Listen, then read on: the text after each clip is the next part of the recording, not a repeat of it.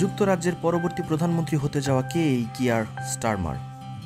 অবশেষে বুথ ফেরত জরিপই সত্য হল। জয়টাও প্রত্যাশিত ছিল। যুক্তরাজ্যের নির্বাচনে নিরঙ্কুশ জয় পেল লেবার পার্টি। বাংলাদেশ সময় দুপুর 12টা পর্যন্ত 410টি আসনে জয় পেয়েছে দলটি। তাদের সংখ্যাগরিষ্ঠতা পেতে দরকার ছিল 326টি আসন। সে হিসেবে 84টি আসন বেশি পেয়েছে লেবার পার্টি।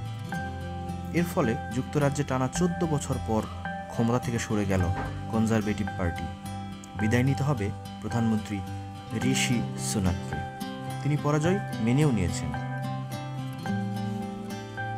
এদিকে ভোটের মাঠে লেবার পার্টি সারা জাগানো সাফল্যের নায়ক স্যার কিয়ার স্টারমার। নিরঙ্কুশ সংখ্যাগরিষ্ঠতা অর্জন করায় যুক্তরাজ্যের পরবর্তী প্রধানমন্ত্রী হবেন তিনি। কিয়ার স্টারমারের জন্ম রাজধানী লন্ডনে। 61 বছর বয়সী স্টারমার রাজনীতিতে আসার আগে ছিলেন মানবাধিকার আইনজীবী। যুক্তরাজ্যের পাবলিক প্রসিকিউশন দপ্তরের পরিচালক পদে দায়িত্ব পালন করেছেন তিনি। 2020 সালের এপ্রিলে লেবার পার্টির নেতা হিসেবে দায়িত্ব নেন স্টারমার। জেরেমি করবিনের স্থলাভিষিক্ত হন তিনি। দায়িত্ব নিয়ে দলকে যুক্তরাজ্যের রাজনীতির কেন্দ্রবিন্দুতে নিয়ে আসেন স্টারমার। কয়েক বছরের মাথায় ভোটের লড়াইয়ে এর সুফল পেলেন তিনি।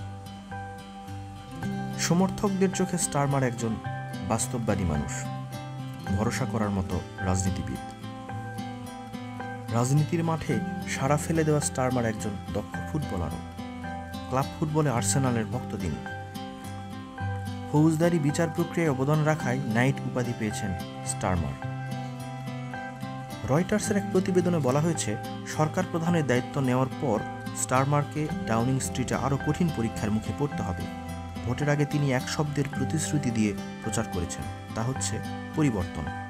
জনগণের জন্য সরকারি সেবার মান কমে যাওয়া এবং জীবনযাত্রার মান নিয়ে মানুষের ক্ষোভকে কাজে লাগিয়েছেন স্টারমার। ভোটে জেতার পর তাৎক্ষণিক এক প্রতিক্রিয়ায় তিনি বলেন, পরিবর্তন এখন থেকেই শুরু হলো। উচ্ছ্বসিত জনগণের উদ্দেশ্যে তিনি বলেন, আমি আনন্দিত।